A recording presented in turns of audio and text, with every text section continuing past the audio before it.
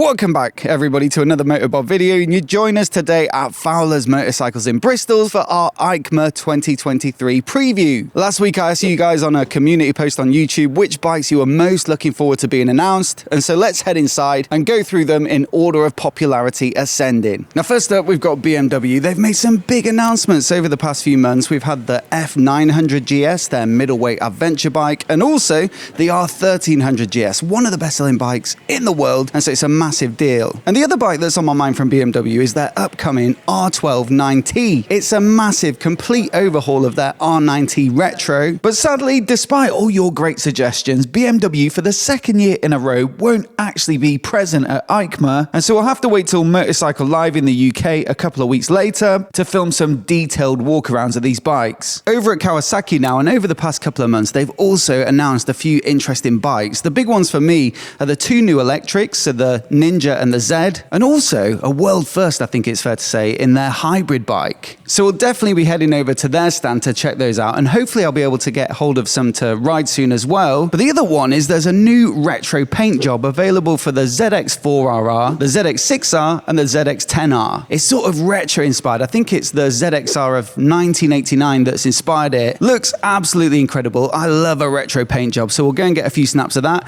and who knows, they might have something else up their sleeves as well. Now another big one that I've been looking forward to is MV Agusta. They weren't actually at the show last year, but they announced a whole bunch of super interesting concept bikes like the 921S and the Super Veloce 1000. Thing is, now Piero Mobility Group, who own KTM, also own MV Agusta, and so they're back at the show, and I'm hoping we'll follow up with some awesome production versions of some of those bikes. I'm less confident about the 921S and the Super Veloce 1000, but they did issue a press release the other day saying that they actually will show their 9.5 adventure bike. Now this thing looks incredible. It's got an inline triple engine, around about 120 horsepower they reckon, which would make it the most powerful bike in the middleweight adventure segment, and naturally it's got bags of that MV Agusta design flair, so this is one that I'm very much looking forward to seeing. Now one of the bikes that was announced recently is the Aprilia RS457, which is basically a baby version of the RS660. That's the bike right behind me. I rode it earlier this year and it's one of the best bikes I think I've ridden in the past year or two. So yeah, it's cool to have that sort of riding experience, and also the looks kind of opened up to a potentially, you know, learner-friendly market, and so that's one of the bikes that's definitely on my list to check out. And also someone in the comments said they'd love to see an update to the V4 lineup, maybe a slightly updated Tuono V4, so we'll definitely be keeping our eyes peeled for anything like that. Now we're over at Suzuki, and one of the bikes that's been recently announced is the more road-focused version of their V-Strom 800 DE. Now I really enjoyed that bike when I rode it recently, but I will say you do feel the vagueness a little bit of a 21-inch front spoke wheel, and so I'm expecting the V-Strom 800 RE to be very good indeed, and we'll definitely check it out at the show. Now those two V-Stroms are built on their sort of relatively recent 800 platform. You'll also find it in the GSX 8S Naked, this bike, but one of the most common answers in our poll was a hotly anticipated sports bike version of this bike, so basically the equivalent of how the Yamaha R7 is to the MT-07 Naked. It is a really good punchy engine, lots of torque, so I think that would make an excellent sports bike for the road. Also from Suzuki, we've seen some spy shots recently of a slightly taller version of this GSX S1000 GT Sports Tourer. It'd be slightly more like a BMW S1000 XR or a Tracer or something like that, and I think basically take what is an excellent bike already, it's really quick with this 1000 inline 4, and just make it a little bit more comfy and even more touring friendly. Now Ducati have already announced some incredible looking new bikes for 2024. I've ridden the Multistrada V4 Grand Tour. That's a slightly more distance orientated version of their big adventure tourer. It gets some really nice accessories as standard. Then we've had the Multistrada V4 RS, which is a more sporty version with the slightly more powerful engine in it, and also the 17-inch front wheel to improve the handling on tarmac. But yeah, we've still got a couple more to go, and they'll both be at the show. Now one of them is expected to be a single cylinder version of this bike, the Hyper Motard. The thinking is it will go directly head to head with KTM's 690 SMC, and so it should be lightweight, tall, 70-ish horsepower perhaps, but hopefully with that typical exotic Ducati design flair. The other one I think might be something like an addition to the Scrambler lineup. They updated it last year or at the beginning of this year, and while we did get 3 new models, one that was notably absent was the Desert Sled, the sort of taller, more off-road biased version of that bike, and so fingers crossed we'll see that back in the lineup for 2024. before. Now, over the past, year or two, we've seen plenty of new KTMs out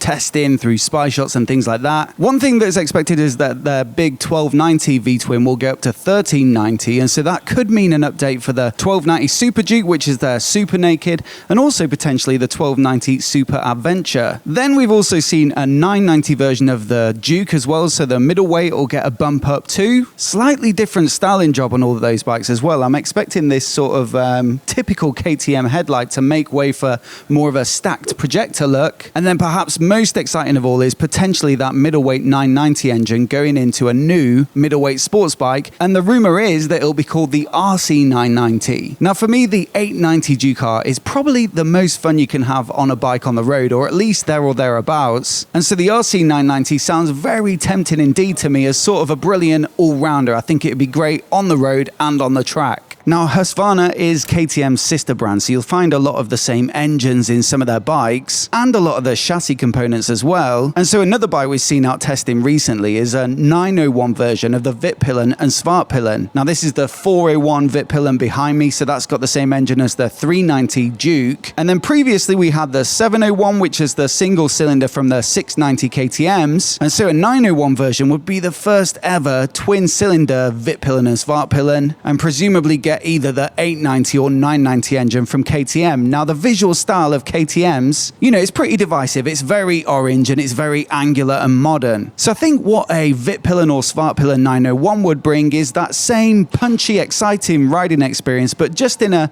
slightly different, more minimalist, Scandi styling package. Now over to Honda, and I know a few of you are hoping that they'll update their 750 lineup with a few more options. Last year we got the Hornet and the Transalp, both excellent bikes and brilliant value for money. And so two bikes people are asking for is a retro, maybe something like a GB 750, and then also potentially a sports bike. We talked about the GSX 8R potentially, the Yamaha R7. Perhaps Honda could do something similar with a CBR 750R. Speaking of the Transalp as well, that bike has gone down very well, but I've also seen a few rumors or suggestions or requests from the audience that they make something a little more road biased, much like the V-Strom from Suzuki offered in the DE for dirt, RE for road. Potentially a Transalp with slightly smaller cast wheels and a little bit lower down might make an excellent road bike. And then we've also seen a few copyrights and rumors that might suggest an updated CB1000 is on the way. So their big Super Naked, their KTM 1290 competitor, and I've no idea what could be in store for that, but it's been a while since the styling and the engine and the chassis have all been updated. So if that does come to fruition, that might be one of the bikes of the show. Now, one of the big Triumph announcements recently was that they're discontinuing the Thruxton, their beautiful cafe racer. And so that begs the question, will the Speed Twin be updated with a higher level of spec? It's effectively the same bike, but with a more comfortable, practical, upright riding position. And so maybe it'll get a more Thruxton-esque bump in spec with like better brakes and better suspension. That's one of the suggestions from you guys. I haven't really seen anything that would suggest it's directly on the way in the next couple of weeks, but I would like to see that bike. Now, one bike we've seen out testing with spy shots is a new Tiger 900. It's due a bit of a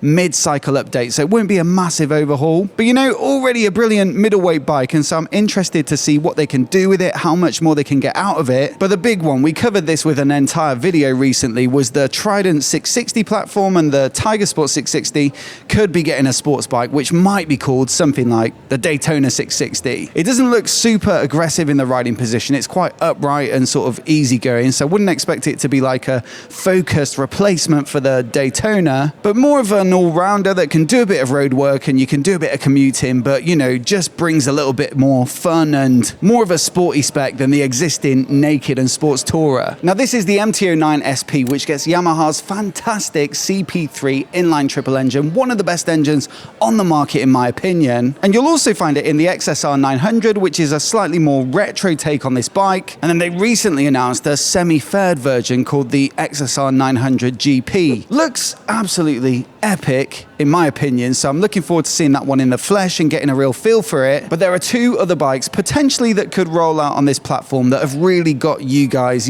excited. One would be a bigger version of the Tenere 700, perhaps a Tenere 900 or Super Tenere it could be called. But the one we've all been waiting for ages is an R9. This engine is so much fun that it deserves to be in a sports bike, and also for a naked, this is pretty upright, and so maybe this will be the show where they finally unveil it, and if they do, we'll be the first to cover it. Now, you guys love a Royal Enfield, and hopefully there'll be plenty of new ones out at EICMA. One that we're looking forward to is potentially a new 650, either Scrambler or Shotgun. Here we've got the Cafe Racer Continental GT. This is the 650 Interceptor. There's also the Super Meteor Cruiser in the lineup, but I think a sort of more rugged, slightly taller Scrambler type bike would be absolutely excellent. We have seen it spied out testing. It does look really good, a nice, more affordable option, potentially to like a Triumph Scrambler. And also it looks like it might get a little bit of extra tech. It's got a TFT dash, a little round one, which really does look quite nice. Then there's potentially the Shotgun, which looks like a bobber style, you know, mean bike, a little bit less chrome than something like the Super Meteor. So that'll be